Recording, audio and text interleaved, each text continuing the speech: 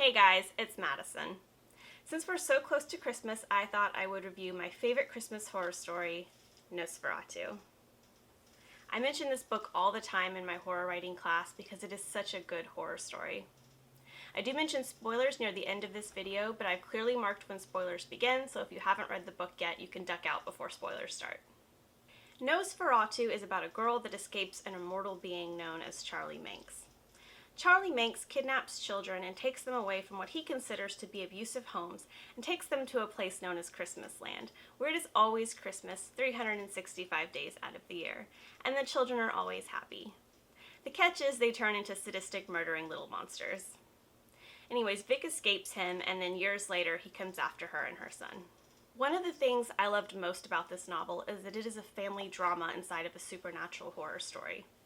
The main external conflict is Manx coming after Vic over what she did to him, but Vic's main internal conflict throughout most of the story is just wanting to be a part of a stable, loving family. She doesn't find that with her own parents, and then later on when she becomes a mother, she fails in so many ways, but all she really wants to do is be a good mother and not repeat her parents' mistakes. That is the driving force of her character, and it is so relatable.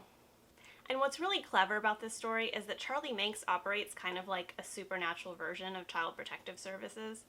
While it's true that he doesn't actually take these children to a better place, even though he thinks he does, when you have a protagonist whose internal conflict is learning how to be a better parent, facing off against an antagonist whose MO is already taking children away from bad parents, it feels like destiny that these two would meet and face off against each other.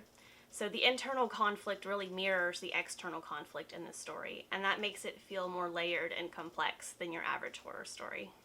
One of the best pieces of horror writing advice that I've ever heard is this: if you take all of the supernatural elements out of the story, is it still a good story? I now use this piece of advice to rate all of the supernatural stories that I read, and in this case, it is a huge yes. The story is still super interesting even if you take all the supernatural elements out. As for the horror aspects, I don't want to give too much away, but there is so much Christmas imagery combined with horror imagery that I really love. And there are so many scenes where something horrific is happening while Christmas music is playing, and it really elevates the level of creepiness by juxtapositioning Christmas music with something horrific happening. There's also a lot to be said about the way that this story is written. Joe Hill uses a lot of personification, especially when describing supernatural elements, so that it makes things like Vic's bike and Christmas Land feel alive. And in a way, they kind of are, because those things are extensions of the main characters.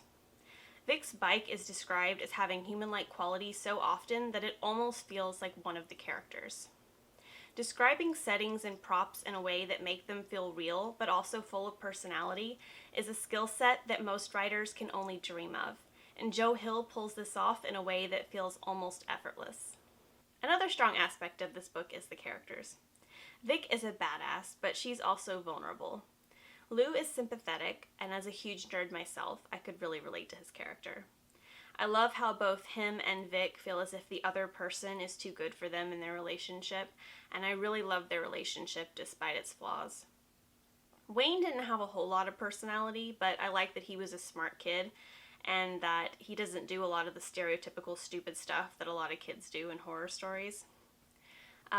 Bing is a really nasty character. He is an excellent secondary villain, and he does things that Manx wouldn't stoop to. He does like the really nasty evil work in the story.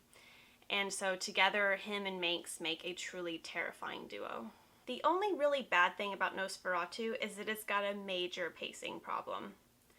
Seriously, what is arguably the instigating incident of the book doesn't happen until page 150. Yeah, if you outline the novel, what is logically the instigating incident of the entire book, which is Vic escaping Manx, doesn't happen until well over 100 pages into the story. Yeah, that's kind of insane. Okay, we are hitting spoilers now. You have been warned. Okay, so I feel as if the last act up into the final showdown scene drags quite a bit. For someone with a magical bridge that takes her wherever she wants to go, it sure does take her a really long time to get to Christmas Land. Another thing is that once we get to Christmas Land, it feels as if that part is actually kind of rushed. she finds Charlie Manx and her son right away, and then the final showdown begins. I would have liked it if she'd had to maybe look for them and therefore be forced to interact with Christmas Land and to interact with Manx's Inscape. I felt like that would have had a lot of potential for some really creepy, horrific scenes, and it could have been really interesting to see her interact with this place that we've heard about throughout the whole novel, that we've gotten glimpses of. But unfortunately, that didn't happen. Victoria didn't really interact that much with Christmas Land, and it kind of felt like a missed opportunity. Another thing I found kind of odd is how Charlie Manx constantly criticizes Vic's appearance, and yet he asks her son if she's dating anyone and seems romantically interested in her at one point. But then it doesn't go anywhere. Like, I thought he was gonna pull a David Bowie from Labyrinth and be, like, low-key in love with her by the end of the story.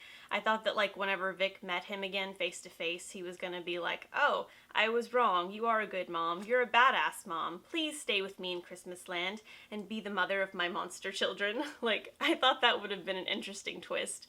And I don't know if this was, like, an aborted arc or what Joe Hill was going for by bringing up his kind of, like, somewhat romantic interest in her and then just not bringing it up again. But I would have really liked to have seen this potential storyline either go somewhere or just not have been brought up at all. As a side note, and this is more a criticism of the show than the book, but I made a mistake of watching one of the episodes before I finished the book, and they cast Zachary Quinto to play Charlie Manx, and the problem is that he's pretty hot, so it made the rest of the book not quite as scary. Like, for instance, whenever Vic asked Manx, do you want to date me? A part of me was thinking, well, Vic, would that be so bad? I mean, you did just have a kid with the first guy that showed you any attention. Maybe keep your options open? I don't know. All I know is that if Charlie Manx looked like Zachary Quinto and he wanted to date me, guess who'd be living in Christmas Land with a bunch of monster children? Lastly, I would have really liked for Bing to have been brought to Christmas Land and then devoured by the monster children. One of my favorite tropes in horror is whenever someone sells their soul to the devil or to some other evil entity in exchange for something, and then they get it, but there's like a huge catch. So Bing being brought to Christmas Land like he wanted, but then being destroyed by this magical place that he idolized would have been the best, most fitting ending for him, in my opinion. Just my thoughts. It's not a big deal, but it's something that I would have liked to see. Other than the pacing issue, Nosferatu is an amazing story. I talk about this book all the time on this channel, and I recommend it to anyone looking for a good Christmas horror read. If you've read Nosferatu, I would love to hear your thoughts in the comment section below. If you like this video, please hit that like button and subscribe. That would help me out so much. Thanks for watching. I hope you all have a Merry Christmas, and I'll see you next week.